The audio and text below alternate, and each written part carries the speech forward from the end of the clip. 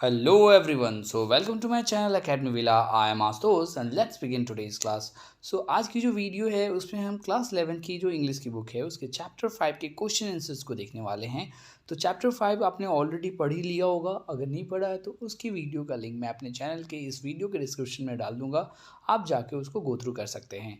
तो चलिए स्टार्ट करते हैं। इसके क्वेश्चन आंसर्स को मैंने इसमें ट्राई किया है कि हर एक क्वेश्चन को कवर करूँगा और उसमें पहले भी बता दूँ कि जो क्वेश्चन के आंसर्स होंगे वो आपको टू द पॉइंट तो मिलेंगी, साथ ही साथ थोड़ा अगर लेंदी भी हो तो आपकी इन्फॉर्मेशन के लिए मैंने वो वीडियोस में इतना लेंदी कर रखा है, लेकिन आपको हेल्प तो ज़रूर मिलेगी। आपका आधा से ज़्यादा चैप्टर यहीं कवर हो सकता है। तो चलिए लेट्स स्टार्ट द क्वेश्चन। पहला क्वेश्चन जो है वो है कि the people of older generation और the rural people cover their head with towel when they have to walk in the scorching sun, why. मतलब ये बोला जा रहा है कि जो पुराने ज़माने के जो लोग हुआ करते थे या फिर गांव देहात के लोग हैं, वो लोग अपने सिर पे टॉवेल या फिर कुछ कवर करने के लिए कुछ ना कुछ रखते थे जब वो बहुत चिलचिलाती धूप में सफ़र करते थे। तो ऐसा क्यों करते थे? तो आंसर आपको ऑब्वियसली पता है। They cover their heads to protect themself from the scorching heat of the sun. The towel act as an insulator and they don't get sun stroke. जाहिर सी बात है, वो एक तरीके से इंसुलेटर का काम करता था, है ना। आप अगर रखोगे तो जैसे कि आपने थर्मस की बॉटल देखते हो, तो उसमें क्या होता है कि जो आपका आउटर कवरिंग होता है वो एक तरीके से इंसुलेटर का वर्क करता है और अंदर पानी गर्म रहता है और बाहर के टेम्परेचर से उसको अछूता रखता है ना। तो एक दीवार की तरह बनी रहती है। इसी तरीके से हमारा जो ये कपड़ा है ना, जो सिर को ढकने के लिए यूज़ करते थे टॉवेल, तो वो एक इंसुलेटर की तरह वर्क करता था, बाहर के टेम्परेचर को बाहर रखता था कुछ हद तक, जिससे हमें राहत मिलती थी। अगला क्वेश्चन है, what do you understand by science. आप साइंस से क्या समझते हो? What are the basic tools of science. आपके मतलब हिसाब से जो साइंस की जो बेसिक टूल्स हैं वो क्या क्या हैं? इसका कहने का अर्थ ये है कि जो विज्ञान है उसके मूल यंत्र क्या हैं, है ना। तो answer is science is the study of natural phenomena. जो प्राकृतिक आपदाएं हैं उनकी स्टडी को साइंस कहते हैं। To understand how they work, ताकि वो समझ पाएँ इस स्टडी में कि आखिर वो वर्क कैसे करता है, आखिर नेचुरल फेनोमेना घटनाएं जो है घटती कैसे हैं। Experiments, observation and drawing inferences are the basic tools of science. जो भी आप एक्सपेरिमेंट कर रहे हो, ऑब्जर्व कर रहे हो कि कैसे वो चीज़ें हो रही हैं, यही चीज़ें जो है ना आपकी साइंस की टूल्स होती हैं, यही यंत्र होते हैं। मतलब इन्हीं के हिसाब से या फिर देखते हो ना, इन्हीं के दम पर हम किसी चीज़ का पता लगा पाते हैं। चलिए अगला क्वेश्चन क्या है, what is scientific point of view. वैज्ञानिक दृष्टिकोण क्या है? Is science different from scientific point of view, how. यानी कि क्या ऐसा है क्या विज्ञान व वैज्ञानिक दृष्टिकोण में अंतर है, ऐसा है क्या? तो चलिए जान लेते हैं। Scientific point of view is to look at all things objectively without preconceived notions, है ना। साइंटिफिक पॉइंट ऑफ व्यू का मतलब होता है कि हर एक चीज़ पर ध्यान देना। Look at all the things objectively, मतलब ऑब्जेक्शन के साथ उस पर ध्यान से, संदेह के साथ देखना। विदाउट प्री कंसीव नोशंस, मतलब उसके बारे में पहले से हमें कुछ इन्फॉर्मेशन नहीं है, कोई विचार नहीं है। नोशन का मतलब विचार होता है, तो उसके हिसाब से आप उस पर प्री जज करते हो, उसको सोचते हो उसके बारे में। Since science is only knowledge of truth but scientific point of view is different from science. भाई बात बिल्कुल सही कही जा रही है। साइंस जो है ना एक तरीके का नॉलेज है, सच्चाई, सच्चाई के बारे में हम उसके ज्ञान है, विज्ञान इसी को कहते हैं, है ना। नो नॉलेज ऑफ ट्रुथ, सच्चाई की जो ज्ञान है वो आपका साइंस है। But scientific point of view is different from science, वो साइंस से बिल्कुल अलग है। साइंटिफिक पॉइंट ऑफ व्यू, उसका दृष्टिकोण अलग हो जाता है। कैसे? A scientist may not have a scientific point of view on all issues. एक जो वैज्ञानिक है ना, उसका जो ध्यान है वो ऐसा नहीं हो सकता है कि हर एक इशू, हर एक मुद्दे पे उसका जो ध्यान है वो किसी वैज्ञानिक दृष्टिकोण से सोचता है, ऐसा नहीं है। ऑन द अदर हैंड, मतलब ऐसा हो सकता है कि जो साइंटिस्ट है उसका हर एक मुद्दे पे साइंटिफिक पॉइंट ऑफ व्यू ना हो, और उसी दूसरे हाथ पे अगर हम बात करें, मतलब उसके जस्ट अपोजिट अगर बात करें, an ordinary man can have a scientific point of view in his daily life. अगर हम बात करते हैं हम साधारण इंसानों की, हम हर एक चीज़ में क्या ढूंढते हैं, एक साइंटिफिक पॉइंट ऑफ व्यू है, मतलब हम चाहते हैं कि उस पर हमारा वैज्ञानिक दृष्टिकोण क्या कहता है। तो अक्सर इंसान इसी तरीके से चीज़ों को इस दृष्टिकोण से देखता है। चलिए आगे देखते हैं, कंप्लीट द फॉलोइंग सेंटेंसेस। तो क्वेश्चन है, driving in a motor car is the example of the benefits of application of science in daily life. तो अगर आप कार में मूव कर रहे हो, घूम रहे हो, ड्राइव कर रहे हो, तो ये किसका एग्जाम्पल है कि ये भाई सारा कुछ हुआ है एप्लीकेशन ऑफ साइंस की वजह से, ताकि हम डेली लाइफ में ये चीज़ें हम बेनिफिट ले पा रहे हैं। तो सेकंड क्वेश्चन है कि an example of the impact of science on our opinions is, मतलब साइंस का कुछ प्रभाव पड़ा है हमारे विचारों पे, इसका क्या एग्जाम्पल है? That we believe in our animal ancestry. देखिए आप कैसे अपने बात पे विश्वास करोगे, यानी कि आप साइंस का प्रभाव पड़ा है हमारे विचारों पे, तो ऐसा इसलिए है क्योंकि हम ना अभी भी क्या सोचते हैं कि हम अपने पूर्वजों के बारे में सोचते हैं, जो कि हम सोचते हैं वो जानवर थे पहले, जैसे कि हम एप, यानी कि जो आप कह सकते हो वन मानुष जो होते हैं, उनको हम अपना एंसेस्टर मानते हैं। तो ये चीज़ दर्शाती है कि एक एग्जाम्पल है कि साइंस का प्रभाव पड़ा है हमारे विचारों पे। अगला क्वेश्चन है कि the object of the author is in this essay is to inculcate scientific point of view. जो ऑथर है, इस चैप्टर का जो लेखक है ना, उसका मेन मोटो क्या है, उसका मेन ऑब्जेक्ट मतलब अर्थ, मतलब मुद्दा क्या है एक तरीके से, है ना। तो इसका मुद्दा है कि inculcate scientific point of view, ताकि वो ना इसको सम्मिलित करना चाहता है, जो वैज्ञानिक दृष्टिकोण है उस पर वो जोर डालना चाहता है। अगला क्वेश्चन है कि the best utilisation of science is to apply it to the defence of daily life. जाहिर सी बात है, क्वेश्चन में यही है कि साइंस का अच्छे तरीके से उपयोग कैसे हो सकता है, ताकि हम उसको अच्छे से अपनी डेली लाइफ, यानी कि जो रोज़मर्रा की लाइफ है, उसके हर एक काम में अगर अप्लाई करते हैं ना, तो definitely it is going to help us to utilise the science in a better way, right. Moving ahead, the fifth question is something like this, the two charges against science are, means it's try to say कि दो science के जो तथ्य हैं वो क्या हैं, that it is deep to moral consideration and it interferes in ethical problems. यहाँ पे लेखक कहना चाह रहा है कि the two charges against sciences are, अच्छा चार्जेस का मतलब यहाँ पे आरोप है, यानी कि कहना चाह रहा है कि विज्ञान पे दो आरोप लगे हैं।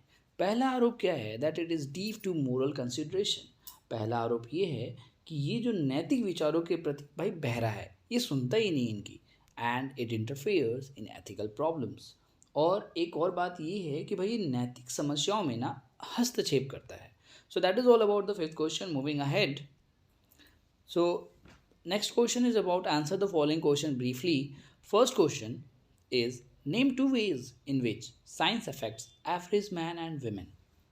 दो तरीके बताए जिस तरीके से कि साइंस जो है ना, विज्ञान है, वो एवरेज मैन और औरत जो है, यानी कि जो एक तरीके से आप कह सकते हो कि जो साधारण लोग हैं, औरतें हैं, औरत और जेंट्स जो हैं, उनके जीवन पे कैसे प्रभाव डालता है। तो आंसर है, science benefits the average man bye its application. Secondly, it affects his और हर ओपिनियंस।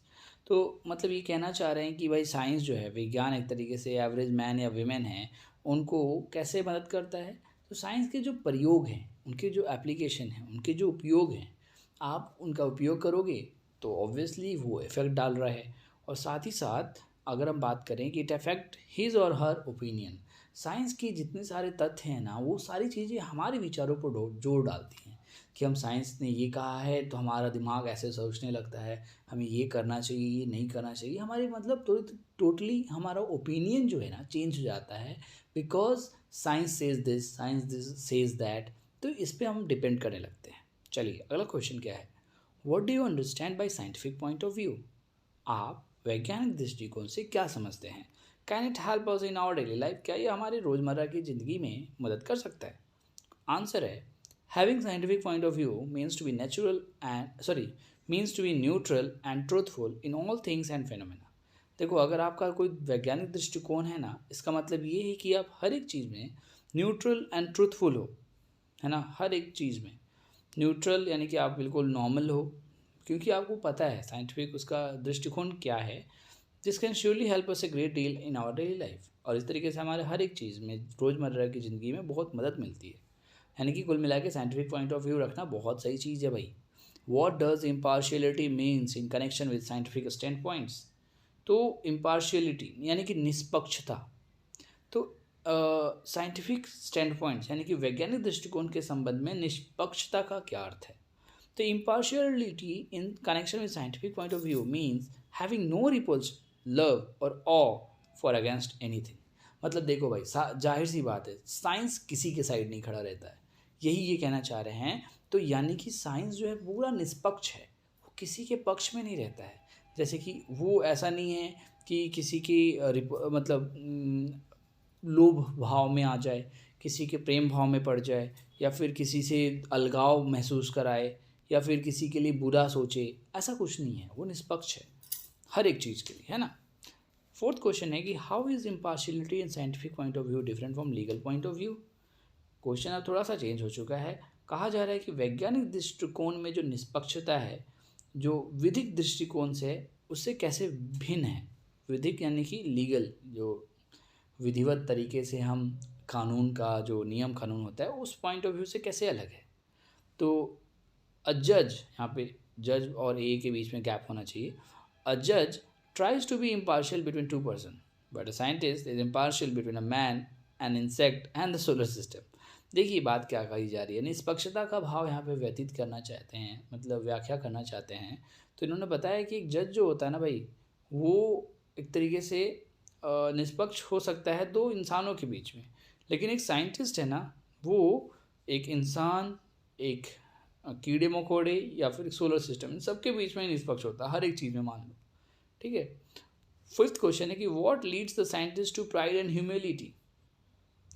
तो क्वेश्चन कहा जा रहा है कि किस कारण वैज्ञानिक में गर्व व विनम्रता आती है, मतलब क्यों उन्हें प्राइड फील होता है और किस तरीके से उनमें विनम्रता आती है साइंटिस्ट वगैरह में। तो आंसर है the scientist feel proud when he discovers that solar system is nothing but a group of bodies that move according to the certain laws that are easy to understand. भाई जाहिर सी बात है, मान लो आपने कोई ऐसी चीज़ खोज करी जो चीज़ आपको लगता है अरे यार ये तो ऐसे ही हो रहा था, बहुत सिंपल है, तो आपको ऑब्वियसली ऐसा फील होगा कि यार ये मेरे लिए प्राउड मोमेंट था कि रॉरो को नहीं पता था, मुझे पता चला। ऐसे ही जो साइंटिस्ट हैं, जब इन्होंने डिस्कवर किया कि भाई सोलर सिस्टम कुछ नहीं है बट कुछ बॉडीज़ का ग्रुप है जिसका जो कि कुछ लॉस के हिसाब से बहुत इजी तरीके से मतलब मूव कर रहे हैं, और ये बहुत आसान है समझना। तो जब ये इन्होंने डिस्कवर किया तो ये चीज़ उनके लिए प्राइड मूवमेंट की बात है ना, गौरव की बात है। But he is filled with humility when he learns that he belongs to the same order as the monkeys। लेकिन जब ये बात आती है विनम्रता वाली, तो मतलब जब ये फील करते हैं कि भाई हम भी उसी प्रजाति से बिलोंग करते हैं जो जानवर प्रजाति है, तो उनमें विनम्रता का भाव जाता है। And his mind is governed by chemical process which he can hardly understand and control. और उनके शरीर में ऐसी चीज़ों की सक्रियता बढ़ जाती है जिससे ऐसा मतलब वो अपने आप को ही कंट्रोल करने के वश में नहीं रहते हैं। चलिए अगला question, what makes it difficult for the scientist to understand his mind. मतलब वैज्ञानिकों के लिए ना अपना मस्तिष्क समझना क्यों कठिन है। Because it is difficult for the scientist to understand his mind because it is at the mercy of a number of chemical process in body. यानी कि कहा जा रहा है कि भाई इंसान भी जो है ना, भले वो साइंटिस्ट क्यों ना हो, वो अपने माइंड को, है ना, अपने मस्तिष्क को समझने में उसके लिए कठिनाइयाँ बहुत आती हैं उसके सामने। क्यों? Because it is at the mercy of a number of chemical process. क्योंकि हमारे शरीर के अंदर इतने सारे केमिकल रिएक्शंस चल रहे होते हैं ना, वो भाई हम पे ध्यान नहीं करते हैं, वो तो चलते रहेंगे। तो इसी वजह से हम अपने मस्तिष्क को समझा नहीं पाते हैं। ये बहुत कठिन कार्य है, भले वो साइंटिस्ट ही क्यों ना हो, वो तो अपना काम कर रहे हैं, है ना। What do you understand by God's eye view. आप ईश्वर के अवलोकन पे से क्या समझते थे। वेन और how may scientific point of view be called God's eye view. मतलब कहा जा रहा है कि कब या कैसे वैज्ञानिक दृष्टिकोण को आप ईश्वरीय दृष्टिकोण को कहा जा सकता है। तो God's eye view means the attitude of being completely unbiased and neutral. भाई जाहिर सी बात है, हम ऐसा मानते हैं कि हमारे जो भगवान हैं वो किसी के लिए मतलब एक पक्ष वाला डिसीजन नहीं लेते हैं, वो निष्पक्ष हैं हर किसी के लिए। तो God's eye view means the attitude of, मतलब उनमें ऐसा एटीट्यूड है कि वो कम्प्लीटली अनबायस्ड है। वो किसी के लिए ऐसा नहीं है कि एक मतलब एक नाव में सवार हो जाए, दूसरों की हेल्प ना करें, या फिर यूँ कह लो कि वो सबके लिए न्यूट्रल है, बराबर है। Scientific point of view can be called God's eye view when it judges all phenomena on the same emotional level but does not pass judgment whether they are right or wrong.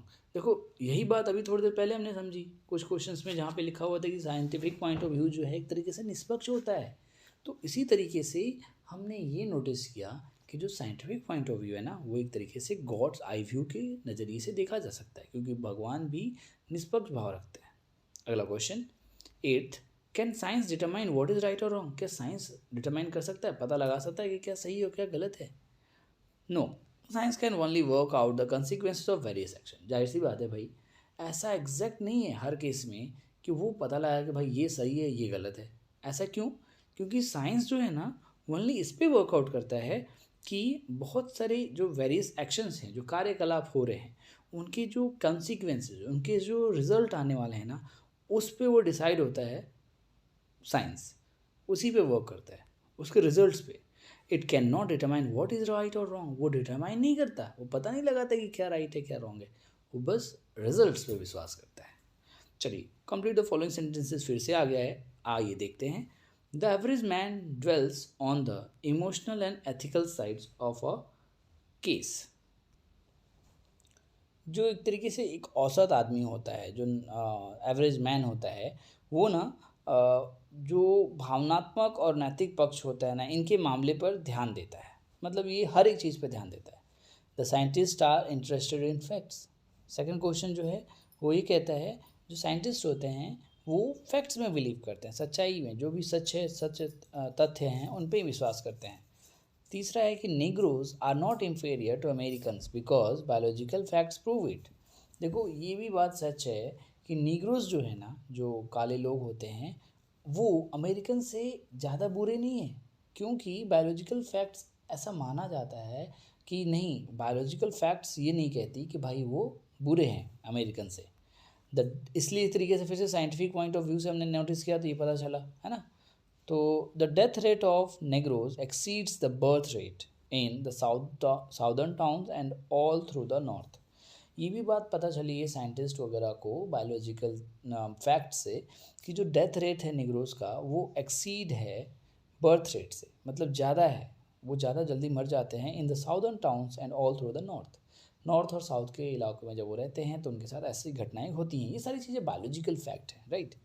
अगला question है the Negroes original home is west coast of America. उनका जो मतलब ये भी फिर scientific point of view से देखा गया है कि भाई नेग्रोज का जो रियल घर है वो कहाँ है, अमेरिका के वेस्ट कोस्ट में है। अगला question the birth rate of the नेग्रोज exceeds the death rate in the country side of southern America. ये फिर से वही क्वेश्चन है, साउदर्न स्टेट्स में भी ज़्यादा है ना। अगला क्वेश्चन, सॉरी यहाँ पे उल्टा है क्वेश्चन, ध्यान दीजिएगा। पहले वाले में डेथ रेट की बात की गई थी, यहाँ पे बर्थ रेट की बात की गई है, वो डेथ रेट से ज़्यादा है साउदर्न स्टेट्स, ठीक है। The Negroes live healthily and breed rapidly in the cotton field. जो कॉटन फील्ड वाले इलाके होते हैं वहाँ पे निग्रोज बहुत हेल्दी तरीके से और अच्छे तरीके से अपना प्रजनन करते हैं। We do not care whether our beliefs are rational when we are emotional about the subject. हम इस चीज़ का मतलब अपने केयर नहीं करते हैं, हम इस पर ध्यान नहीं देते हैं। वेदर आवर बिलीव्स, हमारे जो मायने हैं, है ना, वो किसी चीज़ को इमोशनल हो जाने पे हम उसका मतलब उसका पक्ष लेने लगते हैं, ऐसा कुछ नहीं है, ठीक है। According to pre Christian attitude a case of disease is a punishment from some deity for a sin. मतलब प्री क्रिश्चियन के अनुसार ऐसा माना जाता है एक बीमारी का जो केस है उसका मतलब क्या होता है कि एक भगवान ने आपने पाप किए हैं उसका उन्हें पनिशमेंट दिया है। तो ये मतलब ये धारणाएं हैं, है ना, अकॉर्डिंग टू द साइंटिस्ट। लेकिन साइंटिस्ट का क्या मानना है कि केस ऑफ डिजीज़ क्या होती है, मतलब बीमारी का केस है, उसका मतलब क्या है, ए manifestation of a natural law. ये फिर से उन्होंने लॉ के हिसाब से कर दिया, मतलब जो चीज़ का उनको तथ्य मिला है ना, रिजल्ट का आउटपुट मिला है ना, उसको वो मान लेते हैं। तो यहाँ पे भी वही कह रहे हैं कि भाई आपको बीमारी हुई, इसका मतलब ये नहीं है कि किसी के आपको श्राप दिया है, ये है, ये प्राकृतिक का नियम है, आपने उसको तोड़ा है तो इस वजह से आपको बीमारी हुई है। The first step in return to nature would be to discarding to clothes. The first step in returns मतलब आप सबसे पहली चीज़ अगर नेचर प्रकृति को रिटर्न करना चाहोगे तो वो है आप अपने क्लॉथ्स यानी कि कपड़ों का त्याग करना पड़ेगा अपने आप को। In comparison to the savage man the life expectancy of the uncivilised man is longer.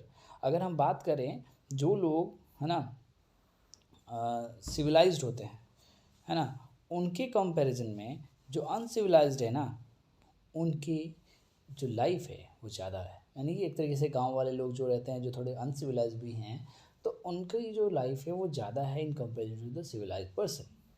आगे बढ़ते हैं, फिर से आता है answer the following question briefly वाला सेक्शन। पहला क्वेश्चन है, how is the tendency of the average man different from that of the scientist. कहा जा रहा है कि जो एक इंसान है ना, एवरेज मैन है, जनसाधारण कह लीजिए, उसकी जो प्रवृत्ति जो है ना, वैज्ञानिक की प्रवृत्ति से किस प्रकार भिन्न है। उसकी जो टेंडेंसी है, उसकी प्रवृत्ति है, वो ऐसे कैसे भिन्न है। तो आंसर है, the tendency of the average man is to dwell on emotional and ethical side of a case where the tendency of scientist is to rely on facts. इसका मतलब है कि जो एवरेज मैन है, जो औसतन इंसान है यानी कि जनसाधारण है, उसका टेंडेंसी होता है कि वो इमोशनल और एथिकल साइड पे ध्यान देता है, लेकिन साइंटिस्ट का ऐसा नहीं है, वो बस फैक्ट्स पे विश्वास करता है। अगला क्वेश्चन है, does environment affect the death rate. क्या ऐसा है कि जो पर्यावरण है ना, जो वातावरण है, क्या उसका प्रभाव मृत्यु दर पर पड़ता है क्या, डेथ रेट पे। ऐसा है तो give example from the text as well as from your surrounding. तो आंसर है यस, जो इन्फॉर्मेंट है ना, वो डेथ रेट पे बिल्कुल प्रभाव डालता है। The death rate of negroes is higher in industrial areas and in cities. आपने नोटिस किया कि जो डेथ रेट है नेग्रोज का, वो हायर है, बहुत ज़्यादा है इंडस्ट्रियल एरियाज़ में, but it is far lower in country side and in cotton fields.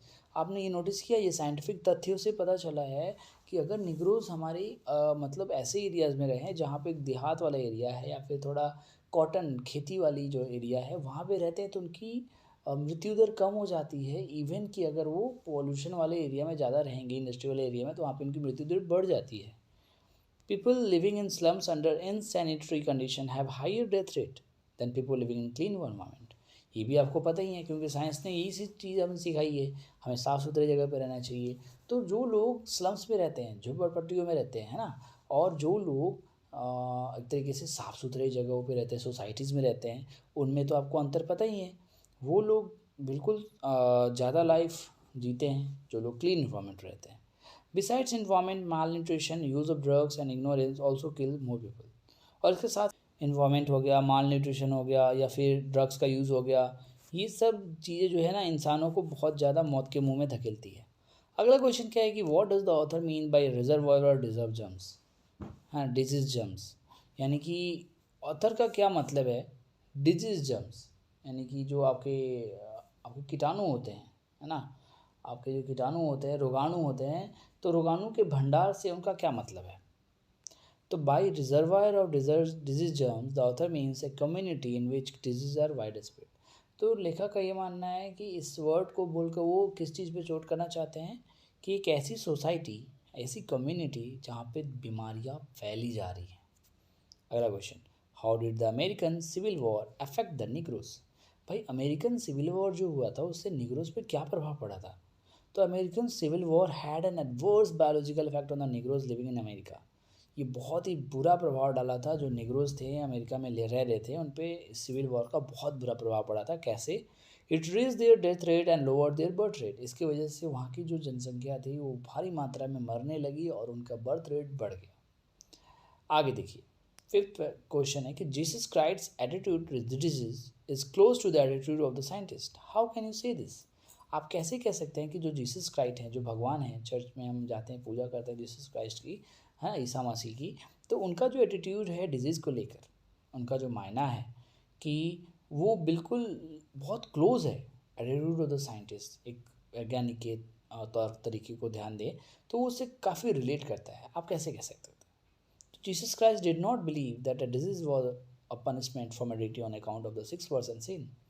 तो भाई जीसस क्राइस्ट भी ये बिलीव नहीं करते, ये नहीं मानते कि आपको जो बीमारी हुई है वो आपके भगवान ने आपको उस पर श्राप दिया है। ऐसा नहीं है भाई, आपने गलती की है तो आपको श्राप मिला, ऐसा बिल्कुल नहीं है, ऐसा नहीं मानते जीसस क्राइस्ट। तो भाई जब ऐसा नहीं मानते तो ये कौन करता है। ये साइंटिफिक पॉइंट ऑफ व्यू से हम देखते हैं तो ऐसा ही होता है कि नहीं भाई, आपको आपने प्रकृति का कोई लॉ तोड़ा है, that's why you are get having disease. He said it was the manifestation of God's work. मानना है इनका भी, है ना, scientist also believe that this is a manifestation of natural, मैंने पहले ही बोल दिया कि आपने नेचुरल लॉ को भंग किया है ना, प्रकृति किसी नियम को तोड़ा है, इसी वजह से आपको बीमारी हुई है। It is close to the what crisis. अगला question, how will the discarding of clothes affect mankind. कहा जा रहा है कि किस तरीके से अगर कपड़े उतार फेंकने से मानव जाति पर क्या प्रभाव पड़ेगा। अगला कोई आंसर है कि discarding of clothes will increase the death rate from pneumonia about 100 times. अगर हम कपड़ों का त्याग करेंगे ना, इससे क्या होगा, डेथ रेट बढ़ जाएगा, है ना। इससे क्या होगा कि डेथ रेट बढ़ जाएगा, और किससे, निमोनिया से 100 टाइम्स घट, मतलब एक तरीके से बढ़ जाएगा। तो एक तरीके से क्या है, डिस्कार्डिंग मैनकाइंड को इस तरीके से वो प्रभावित कर सकता है। अगला question, name the important causes which help civilize man to live longer than the uncivilize. मतलब आपको कुछ इम्पॉर्टेंट रीजंस बताने हैं जो ये दर्शाते हैं कि जो सिविलाइज मैन है वो कैसे अनसिविलाइज लोगों से ज़्यादा दिन तक रह सकते हैं। तो आंसर है द फॉलोइंग कॉजेज हेल्प, ये आंसर्स हैं, जैसे कि evolution of water borne disease such as cholera. जैसे कि आप मान लो, आप जो पानी से बीमारियां होती हैं, कलरा वगैरह, उससे आप दूर रह पाओगे, है ना, अगर आप सिविलाइज्ड रहोगे। General prosperity that has nearly banished under feeding. मतलब इसका मतलब है कि जो सामान्य समृद्धि है, खिलाने के तहत वो सारी चीज़ें गायब हो चुकी हैं, है ना। अगला है कि discovery of insulin that can keep away diabetes. जो सिविलाइज्ड मैन है वो अब ऑब्वियसली इंसुलिन लेते हैं, जिससे वो डायबिटीज़ से बचे रहते हैं। तो इस तरीके से सिविलाइज और अनसिविलाइज में डिफरेंस बताया गया है। अगला क्वेश्चन है कि why does the author compare a human body to a system. जो लेखक है उसने इंसान को एक सिस्टम से क्यों मतलब कंपेयर किया है। तो जो ऑथर है ना, compares human body to system because it obeys certain laws like any other system. ऐसा इसलिए किया है इंसान को क्योंकि जो बाकी के सिस्टम्स होते हैं, जैसे कुछ रूल्स फॉलो करते हैं, ऐसे ही हमारा शरीर भी कुछ रूल्स फॉलो करता है। For example, as car can not work without lubricate oil. तो जैसे कि उन्होंने ये रिलेट किया कि भाई जो कार है बिना लुब्रिकेटिंग ऑयल के वर्क नहीं कर सकता, इसी तरीके से human body can not work without insulin. तो उनका मानना है कि भाई इंसुलिन के बिना भी हमारा शरीर काम नहीं कर सकता। अगला question, why has the discovery of insulin not made any appreciable difference to the mortality in England. तो इंसुलिन की खोज से इंग्लैंड में मृत्यु दर में कोई विशेष अंतर क्यों नहीं पड़ा। Diabetic people do not understand that injecting insulin regularly is important for them. जो डायबिटिक लोग थे ना वहाँ पे, उनको ये बिल्कुल पल्ले ही नहीं पड़ रहा था, समझ ही नहीं आ रहा था भाई कि अगर इंसुलिन ले लेंगे तो उनको डायबिटीज़ जो है कम हो जाएगा रेगुलरली लेंगे तो। They skip taking injection and die, और इस वजह से वो इंजेक्शन लिए नहीं और मरते गए। They lack scientific point of view, क्योंकि उनमें वैज्ञानिक दृष्टिकोण की कमी थी। अगला question, name the infection which can effectively be deal with by public control of water supply. आप उन संक्रमण का नाम बताएं जिससे जलपूर्ति के सार्वजनिक नियंत्रण से भली भांति निपटा जा सकता है। तो भाई पहला जो है वो है typhoid. Typhoid infection can be effectively deal with by public control of water supply. पानी को अच्छे से पिए, साफ़ सुथरे तरीके से, उनकी सप्लाई अच्छे से हो, तो डेफिनेटली टाइफाइड से हम बच सकते हैं। अगला क्वेश्चन है, नेम एनी 3 एयरबॉर्न डिजीजेस। आपको बताना है कि 3 जो हवा से फैलने वाली बीमारी है उनके नाम बताइए। तो आंसर है diphtheria, small pox and measles, ये एयरबॉर्न डिजीज हैं। 6 क्वेश्चन है, why does the author demand the general adoption of scientific point of view. लेखक ने ऐसी क्यों डिमांड करी कि वैज्ञानिक दृष्टिकोण के सामान्य रूप से अपनाने की मांग क्यों की है। तो आंसर है कि he demands a general adoption of scientific point of view because only then human beings will be able to conquer their real enemies bacterias and cyclones. Conquer मतलब जीत हासिल करना। क्योंकि लेखक का मानना है ना भाई, अगर आप ऐसा करते हो, साइंटिफिक पॉइंट ऑफ व्यू से आप सोचते हो सारी चीज़ें, दृष्टिकोण आपका अगर वैज्ञानिक तौर के रिलेटेड हो जाता है, तो आप अपने सबसे बड़े एनिमी पे जीत हासिल कर सकते हो, जो कि बैक्टीरिया है और साइक्लोन्स है। अगला question, explain the phrase the rulers of the darkness of this world.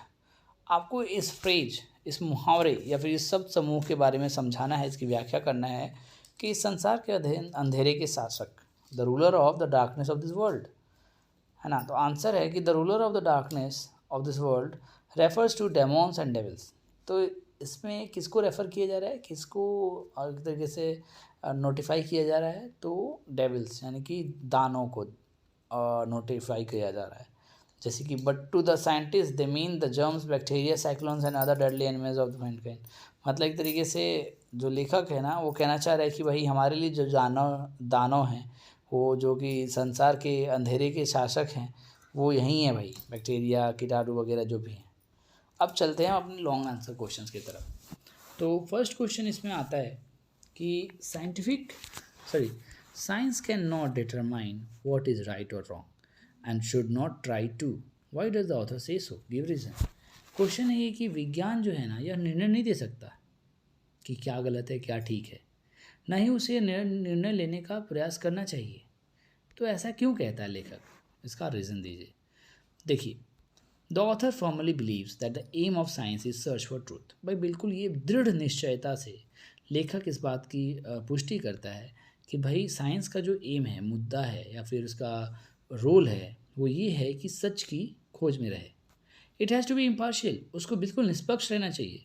It should examine facts without emotions, उसको इस चीज़ का पता लगाना चाहिए बिना किसी मतलब प्रेम भाव से या किसी के भावनात्मक भाव में ना खो जाए, उसको बस निष्पक्ष रूप से ट्रूथ, सच्चाई का पता लगाना चाहिए। The scientist should look at human being, the tape warm and the solar system objectively without repulsion, sympathy और अव। मतलब यही कहना चाह रहा है कि भले वो जो साइंटिस्ट है ना वो हर एक चीज़ को बिल्कुल सेम मतलब नज़र से देखे, कि उस पर कोई पक्षपात ना करे, भले ही वो ह्यूमन बींग हो या फिर कोई कीड़े मकोड़े हो या फिर सोलर सिस्टम ही क्यों ना हो।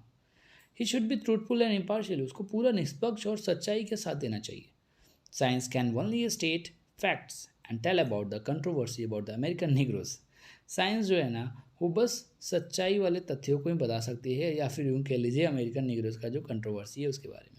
Many American said that the negro was inferior to the white man. अभी मैंने ये सारी चीज़ें बात करी थी आपसे, लेकिन अब यहाँ पे इकट्ठे आंसर मिलेगा आपको लिखना होगा कि भाई जो बहुत सारे अमेरिकन हैं ना वो सोचते हैं कि निग्रो जो हैं हमसे बहुत ज़्यादा मतलब इन्फीरियर हैं, बुरे हैं, ख़राब हैं। But some others oppose this view, but वहीं पे कुछ लोग इसका विरोध करते हैं। They wanted equal rights for the negro, वो चाहते हैं कि नहीं भाई निग्रो को भी इक्वल राइट मिलना चाहिए। But a biologist did not pass the judgement which side was right. लेकिन बायोलॉजिस्ट तो भाई सबके लिए निष्पक्ष है, साइंस वाला है ना। He simply stated biological facts about the Negro and the white man. वो बस चुपचाप क्या करेगा ना, जो है सो है, वो बोल देगा भाई वाइट वाले लोग ऐसे हैं, निग्रोज वाले लोग ऐसे हैं, आपको कंपेयर करना है करो, मेरा काम था सच्चाई बताना, मैंने बता दिया, दैट्स इट। ठीक है, तो मतलब कुल मिला के यही बात की जा रही है ना, वैज्ञानिक दृष्टिकोण से अगर बात करोगे ना तो वो सारी चीज़ें एकदम से सबसे बिल्कुल अलग है, भिन्न है, वो किसी के पक्ष में नहीं जाती। तो इसी तरीके से कहा जा रहा है ना कि बायोलॉजिस्ट जो है ना वो जजमेंट नहीं देता, ये सिंपली स्टेट कर देता है, बता देता है। The author says that such controversies are inspired by raw emotions और पॉलिटिकल डॉगमा। भाई जाहिर सी बात है, ये सारी जो भी मतलब कंट्रोवर्सीज उठती है ना, वाद विवाद होते हैं ना, वो सब पॉलिटिकल ड्रामा है, एक तरीके से इमोशंस है। When we are guided by deep emotions, we hardly care whether our beliefs are right or wrong. जब हमें ना एक तरीके से गहन तरीके से हम भावों के वश में हो जाते हैं, इमोशंस के वश में हो जाते हैं, तो शायद ही हम अपने सच कहते हैं ना सही गलत का पता लगा पाते हैं, नहीं हो ही नहीं पाता ऐसा। So if science wants to discover the truth about natural phenomena, it should keep away from moral questions. It should stick to its aim of truthfulness and complete impartiality. It should not try to pass judgment what is right or wrong. तो एक तरीके से यही मानना सही है कि science जो है ना इन सब चीज़ों से दूर रहना चाहिए उसको, वो बस सच्चाई के तरफ साथ दे पूरी तरीके से, है ना, ट्रूथफुलनेस का साथ दे। And it should not try to pass judgement, और उसको ये चीज़ पर पास नहीं करना चाहिए अपना जजमेंट कि क्या सच है क्या गलत है, वो बस बता देगा भाई ऐसा है, दैट्स इट, अब आप देखो सच है कि गलत। दूसरा क्वेश्चन है कि do you agree with the other author's view that science should not try to determine what is right और रॉन्ग। मतलब क्या आप इस बात से सहमत हैं कि जो लेखक कहता है कि साइंस को ये काम नहीं करना चाहिए कि क्या चीज़ सही है क्या चीज़ गलत है, इस पर नहीं सोचना चाहिए, ऐसा अगर आप वैज्ञानिक दृष्टिकोण से सोचते हैं तो ऐसा क्यों लेखक कहता है, तो क्या आप इस बात से सहमत हैं? तो आंसर है कि I agree with the author's point of view to a great extent but not entirely. मैं पूरी तरीके से सहमत तो नहीं हूँ लेकिन बहुत हद तक सहमत हूँ। कैसे? There is no doubt that the scientist should try to examine natural phenomena and examination causes and effects. मतलब इसमें कोई दो राय नहीं है कि भाई साइंटिस्ट जो है ना उसको नेचुरल फिनोमेनन के बारे में एग्जामिन करते रहना चाहिए, उसको पता लगाना रहना चाहिए क्या हो रहा है, उसके क्या कॉजेज़ हैं, उसके क्या इफ़ेक्ट्स हैं। But his aim should be to know the truth and state it honestly. बस उसका काम ये होना चाहिए कि उसका रीज़न पता करे, उसका रिजल्ट पता करे और ईमानदारी से बस बता दे। उसका काम नहीं है कि भाई जजमेंटल बने, है ना, ये काम बस दूसरों को रहने दो, साइंटिस्ट नहीं करना चाहिए। ठीक है, अगला है कि his work is to find out how tobacco is affecting human health, but it's not the scientist who will say that smoking is good और बैड और whether production of cigarette should be banned. भाई बिल्कुल सही बात बोली है। अब खुद देखो, ये उसका काम है कि किस तरीके से ह्यूमन हेल्थ को अफेक्ट करा टोबैको, इसके बारे में बताए, बिल्कुल बताए। बट भाई ये मत बोलने लगो साइंटिस्ट भाई कि स्मोकिंग बुरा है आपके लिए, आप इसका प्रोडक्शन रोक दो, सिगरेट को बैन कर दो, ये सब चीज़ें नहीं बोलेंगे वो, बस बता देंगे भाई बुरा है, ये सही है, ये बुरा है। If the scientists took sides and got involved in controversies, they would not be able to pursue their researches. बिल्कुल सही बात है कि अगर उन्होंने भाई इन सब मुद्दों में टांग अड़ाई तो भाई बिल्कुल ये फैक्ट है कि वो कंट्रोवर्सीज में, वाद विवाद में फंस जाएंगे। तो भाई रिसर्च कौन करेगा? नॉर्मल आदमी तो रिसर्च कर नहीं सकता है, इतनी पढ़ाई करी नहीं हमने। तो यही कहा जाता है कि उनको इन सब चीज़ों से अछूता रहना चाहिए, बस रिजल्ट दे दो, ख़त्म, आपका काम ख़त्म। But on the other side of this matter scientist are also human. लेकिन भाई मरता क्या ना करता, इंसान है, साइंटिस्ट भी इंसान है। So it's okay that scientist should not try to determine what is right और wrong, but they have a duty to humanity also. लेकिन एक हिस्से से अगर हम बात सोचें, एक तरीके से सोचें, तो इंसान है साइंटिस्ट भी, तो वो भी एक तरीके से मानव जाति के इस हित में तो सोचेगा ही, तो राय तो दे ही सकता है। And that's why they are doing their duty when they want the world to stop burning fossil fuels, otherwise the global temperature will rise. तो इसीलिए वो भी थोड़े बहुत राय देते रहते हैं कि भाई देखो, अगर आपको ज़िंदा रहना है, ग्लोबल टेम्परेचर राइज ना हो, तो कृपया करके बर्निंग फॉसिल फ्यूल्स, है ना, जो फ्यूल्स हैं उनको कम खर्च करो। अगला question, what do you mean by ethically neutral? Who is ethically neutral? Can science भी एथिकली न्यूट्रल? देखिए इसमें 3 क्वेश्चन पूछे गए हैं कि कहा जा रहा है कि एथिकली न्यूट्रल से आप क्या समझते हैं, है ना, यानी कि नैतिक तटस्थता, है ना, तटस्थता। एक तरीके से न्यूट्रल जो है, नैतिक शिक्षा जो होती है वो न्यूट्रल जो है, उसका क्या अर्थ है? आप एथिकली न्यूट्रल कौन है और क्या एथिकली न्यूट्रल साइंस है क्या? तो आंसर है ethically neutral means being morally unbiased. नैतिक रूप से आप किसी के पक्ष में नहीं हैं, है ना, तो आपको एथिकली न्यूट्रल कहा जाएगा। It means not passing judgement on moral issues, यानी कि आप किसी भी मोरल इशूज़ पे अपने राय मत दो, जैसे साइंटिस्ट करते हैं। तो आप भाई पूरी तरीके से क्या हैं? एथिकली न्यूट्रल हैं। It is to stay firm on the path of finding facts about natural phenomena. मतलब अगर आप इस राह पे चल रहे हैं कि बस जो नेचुरल प्राकृतिक आपदाएं हैं उसका जो रिजल्ट आ रहा है, उसका जो फैक्ट्स आ रहा है, बस आप वो बताओ। ये मत बताओ कि क्या करना चाहिए क्या नहीं, कि आपने तथ्य बता दिए, रिजल्ट बता दिया, उसके कारण बता दिए, लेकिन ये मत बोलो कि व्हाट इज़ राइट और रॉन्ग, क्या सही है क्या गलत है, ये सब मत बताओ, तब आप एथिकली न्यूट्रल हो। तो क्वेश्चन पूछा गया है कि क्या who is ethically neutral? Ethically neutral कौन है? तो obviously nature. There are system in nature that are governed by certain laws. हमारे नेचर में कुछ ऐसे सिस्टम है ना जो कि बहुत सारे नियम कानून पे चल रहे हैं। If you are hungry you need nutrition. देखो ये नियम ही एक तरीके से, आप भूखे हो तो आपको न्यूट्रिशन की ज़रूरत है। If you eat food you live, if you don't eat you starve and die. अगर आप खाना खाओगे तो जीवित रहोगे, नहीं खाओगे भूखे रह जाओगे और मर जाओगे। तो ये नियम कानून है भाई नेचर के, और इसलिए इस तरीके से कहा जाता है ये एथिकली न्यूट्रल है। Yes, science can ethically neutral, science भी न्यूट्रल है। In fact it is ethically neutral because it can not determine what is right और रॉन्ग। ये नहीं करता, मैं बार बार वही आंसर दोहरा रहा हूँ क्योंकि क्वेश्चन ही ऐसी पूछे जा रहे हैं। It has its application on everything and everybody the same way without creating an emotional और एथिकल कंसिडरेशन फॉर एनीथिंग और एनीवन। अब मैं आगे नहीं बता रही क्योंकि रिपीटेड आंसर है बार बार। अगला क्वेश्चन है, Y does the author feel that the discovery of drugs does not protect the people very much? मतलब लेखक ऐसा क्यों सोचता है कि भाई अगर भले ही बीमारी के लिए ड्रग्स का ईजाद हो जाए, खोज हो जाए, लेकिन उसके बावजूद भी ड्रग्स यानी कि दवाएं, है ना, ड्रग्स मतलब दवाएं भी होती हैं, तो वो इंसानों को नहीं बचा सकती। ऐसा क्यों सोचता है लेखक? तो ऐसा भाई मैं पहले ही बताता हूँ, ऐसा इसलिए क्योंकि लोग जो हैं वो दवाइयों को मतलब उस तरीके से नहीं सोचते, वो सिविलाइज्ड मैन जैसा नहीं सोचते हैं। वो सोचते हैं कि यार भाई ऐसा हो रहा है प्रॉब्लम हो रही है तो यानी कि हमने कोई पिछले जन्म में गलती की होगी, हम ऐसा कर लेते हैं तो ठीक हो जाएंगे, ऐसा करके सोचने लगते हैं। चलिए देखते हैं आंसर क्या है। The author thinks that common people are emotionally aroused when they are seriously ill. जब वो बीमार पड़ जाते हैं ना सीरियस तरीके से, तो इमोशनल टची हो जाते हैं। They can not think rationally, वो बिल्कुल निष्पक्षता से नहीं सोचते हैं। Most of them have no scientific approach to disease. उनका भाई कोई ख्याल ही नहीं जाता है कि साइंटिफिक तरीके से बीमारी हुई है आपको। Many people believe that they can live healthily if they live recording to एक रिकॉर्डिंग नहीं है, अकॉर्डिंग होगा, अकॉर्डिंग टू नेचर। अगर प्रकृति के हिसाब से रहते ना तो वो बीमार नहीं होते, ऐसा सोचने लगते हैं। But according to statistics available, मतलब जो भी आंकड़े हमें बताते हैं कि civilize people live longer than uncivilize. मैंने अभी भी बोला था अगर सिविलाइज रहोगे तो ज़्यादा जियोगे। मेडिकल साइंस इज एडवांसिंग और finding yours and preventing drugs for a number of diseases. बहुत सारी जो भयंकर बीमारियां हैं उनके लिए मेडिकल भाई निरंतर प्रयास कर रहा है और बहुत सारे ऐसे प्रिवेंटिव ड्रग्स भी बना रहा है, दवाइयाँ भी बना रहा है। बट पीपल जो हैं do not understand that drugs are absolutely essential and must be use punctually and regularly. लेकिन लोग जो हैं मानने पे तैयार ही नहीं है कि भाई दवाइयाँ जो हैं टाइम से आपको लेना बहुत नेसेसरी है, बहुत ज़रूरी है, पंक्चुअल लेना ज़रूरी है, रेगुलर लेना ज़रूरी है, ऐसा मानते ही नहीं है। Does result is the neglect the drugs and are not protected।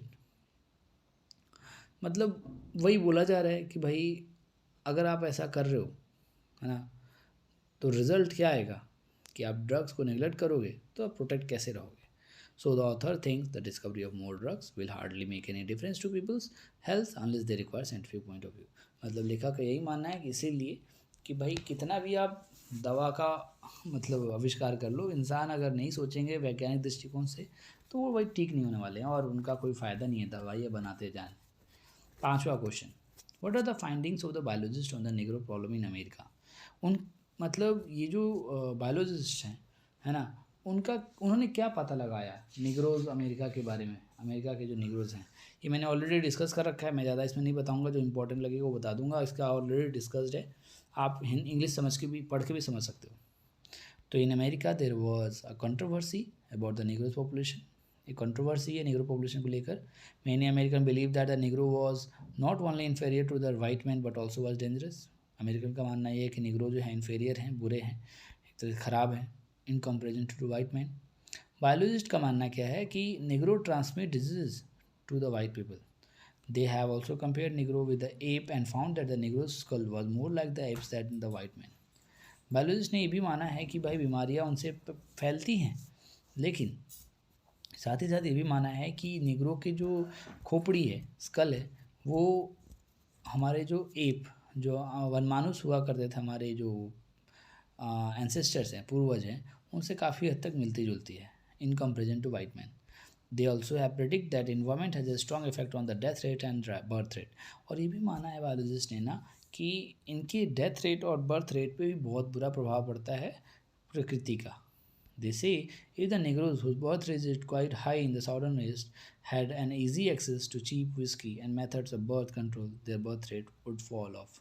उन्होंने ये भी माना है बायोलॉजिस्ट ने कि अगर निग्रोज का बर्थ रेट ज़्यादा है साउदर्न स्टेट में और अगर विस्की उनको मिले तो उनका बर्थ रेट कंट्रोल किया जा सकता है। चलिए 6th क्वेश्चन पे आते हैं। Who are the real enemies of man and how are they to be conquered. यानी कि मनुष्य के वास्तविक शत्रु कौन है और उन पर विजय कैसे प्राप्त की जा सकती है। तो world is full of conflicts which results in long drawn battle. जो दुनिया है वो विवादों से भरी हुई है और बहुत सारे लड़ाइयों का कारण भी बन चुकी है। For a long time there was a tension between Soviet union and United state. बहुत समय तक वहाँ पे लड़ाई चल रही थी, तनाव था उनके बीच में। They looked upon each other as sworn enemies. वो एक दूसरे को बहुत ही ईर्ष्या से या फिर यूँ कह लीजिए दुश्मन भाव से देखते थे। They were up to destroy each other. वो एक दूसरे को पूरी तरीके से बर्बाद करने के आतुर हो चुके थे। Adolf Hitler looked upon the Jews as most despicable people. Adolf Hitler जो था ना, वो जो लोग थे वहाँ के, उनको बहुत ही बुरी तरीके से उनको देखता था। He had thousands of Jews killed in concentration camps। उसने बहुत सारे लोगों को मारा भी था। But the author points out we must not wage war on our own flesh and blood। मतलब लेकिन लेखक का मानना ये था भाई हम क्यों बदले की भाव में अपने ही लोगों का खून बहाते हैं, मांस मतलब खून मांस बहा रहे हैं। In disputes between human beings, if not both, one of the disputants must inevitably suffer। मतलब डिस्प्यूट्स जो एक कलह होते हैं लोगों के बीच में ही ना, वो एक किसी को तो बहुत ज़्यादा भारी नुकसान पहुंचाता है। दो में से तो दोनों के बीच में लड़ाई होगी, किसी एक को बहुत ज़्यादा नुकसान पहुंचेगा। But when there are natural calamities or epidemics, we realize that the real enemies of mankind are microbes and cyclones. लेकिन जब बात आती है नेचुरल कैलेमिटीज़, प्राकृतिक आपदाएं आती हैं, जब महामारियां आती हैं, तो हमें ये पता चलता है कि हमारे सबसे बड़े दुश्मन कौन हैं। तो वो हैं माइक्रोब्स एंड साइक्लोन, यानी कि जो जीवाणु कीटाणु जो हैं वही हमारे सबसे बड़े, साइक्लोन जो है तबाही आती है नेचुरल कैलेमिटीज़ वगैरह, तो ये हमारे सबसे बड़े दुश्मन बन जाते हैं। We must devote our self unitedly to conquer this real enemies of mankind. तो भाई बात बिल्कुल लेखक का सही है कि आप आपस में लोगों को क्यों मार काट रहे हो, आपको जीत हासिल करनी है ना, इस पे जीत हासिल करो ना। आपके रियल एनिमीज ये हैं कौन, हमारे ये जो आपके लोग माइक्रोब्स एंड साइक्लोन्स जो हैं। But we can not compare them unless we of the scientific point of view. लेकिन एक बात और है, अगर आप साइंटिफिक पॉइंट ऑफ व्यू नहीं रखते हैं, वैज्ञानिक दृष्टिकोण नहीं रखते हैं, तो आप इस पर जीत हासिल कर ही नहीं सकते हो। अगला question, will return to nature help overcome disease. क्या प्रकृति की ओर लौट जाने से हमारे रोगों पर विजय प्राप्त करने में हमें सहायता मिलेगी? चलिए देख लेते हैं। Many people believe that modern civilization is a bane. मतलब बहुत लोगों का ये मानना है कि तो बेन का मतलब होता है अभिशाप। तो बहुत सारे लोगों का मानना है कि मॉडर्न सिविलाइजेशन जो है एक तरीके से अभिशाप है। They attribute all the ills to modern civilisation.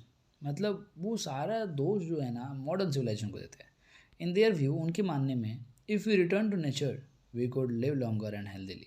उनके मानने में कि अगर हम नेचर को कुछ रिटर्न गिफ्ट करते हैं ना तो हम लॉन्गर जिएंगे, मतलब लंबे समय तक। But the author does not subscribe to this point of view. लेकिन ऑथर जो है ये मानने को तैयार नहीं है, लेखक हमारा। He believes that the first step to live naturally will be to live naked like beasts. We will discard our cloth. लेखक का मानना है कि अगर हमें भाई नेचुरल तरीके से रहना है तो पहला स्टेप ये है कि हमें कपड़े उतार के फेंक देने चाहिए और बीस्ट की तरह, है ना, दानों की तरह रहना चाहिए।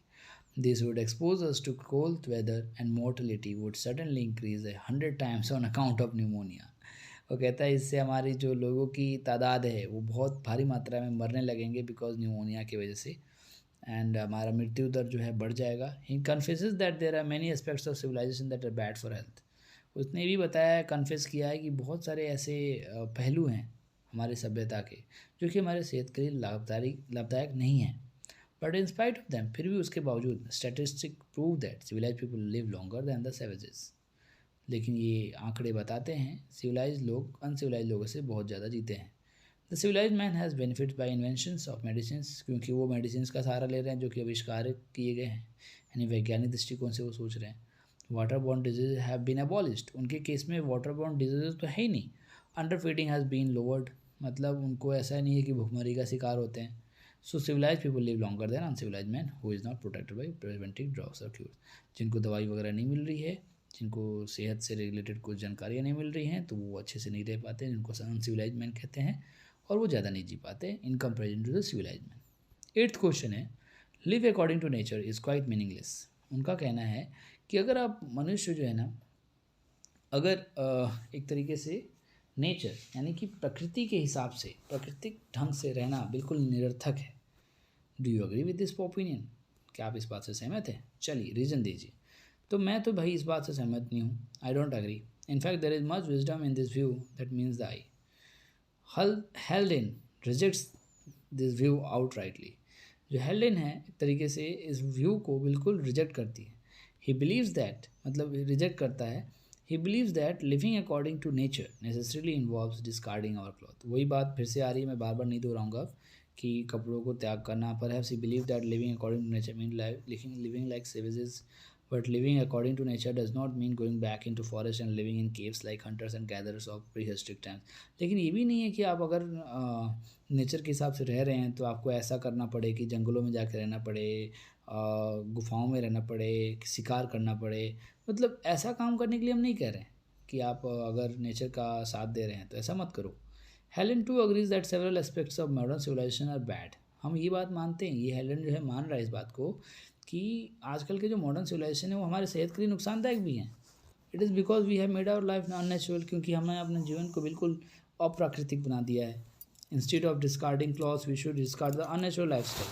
तो इनके मानने में क्या है ना कि अगर हम चाहें तो क्लॉथ्स डिस्कार्ड करने के बजाय हम जो अननेचुरल लाइफस्टाइल जो जी रहे हैं आजकल, जो सिविलाइज लोग जी रहे हैं, उसको अगर त्याग कर देते हैं तो हम पक्का हेल्दी रह सकते हैं और जो लंबा भी रह सकते हैं। तो this is the real meaning of live according to nature.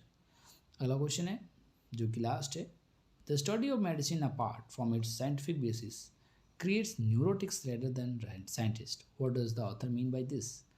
तो क्वेश्चन है कि बिना वैज्ञानिक आधार के जो औषधियों का अध्ययन वैज्ञानिकों की बजाय पागल पैदा करता है, लेखक का इससे क्या प्रयोजन है।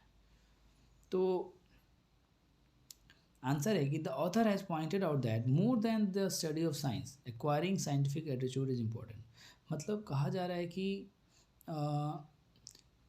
More than the study of science से ज़्यादा इम्पोर्टेंट क्या है, एक्वायरिंग साइंटिफिक एटीट्यूड्स, मतलब जो साइंटिफिक वैज्ञानिक जो आपके अंदर क्षमता आती है उसको एक्वायर करना ज़्यादा इंपॉर्टेंट है।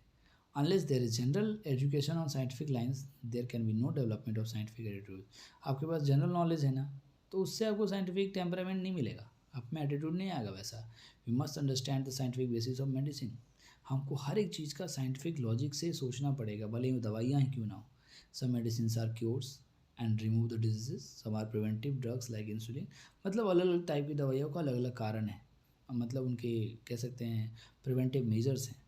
Unless we understand that microbes are really and deadly we can not find them unless we have scientific basis. जब तक हम उसका वैज्ञानिक तथ्य के बारे में नहीं पढ़ेंगे समझेंगे, तब तक उनके बारे में हम जानेंगे कैसे, उन दवाइयों के बारे में जानेंगे कैसे, है ना। So it is essential to understand the scientific basis of medicine, otherwise it will do no good and produce more neurotics than scientist. तो कहा जा रहा है ये बहुत ज़्यादा ज़रूरी है कि हम साइंटिफिक महत्व को समझें दवाइयों के, नहीं तो ये हमारे लिए बहुत नुकसानदायक होगा। तो इस तरीके से हमारा ये चैप्टर ख़त्म होता है। उसके क्वेश्चंस मैंने पूरे करा दिए, आशा करता हूँ आपको समझ में आया होगा। फिर भी कोई क्वेरी रहती है कमेंट सेक्शन में लिख के ज़रूर पूछें। मिलते हैं फिर नेक्स्ट वीडियो में, तब तक के लिए stay home stay safe. Thank you so much.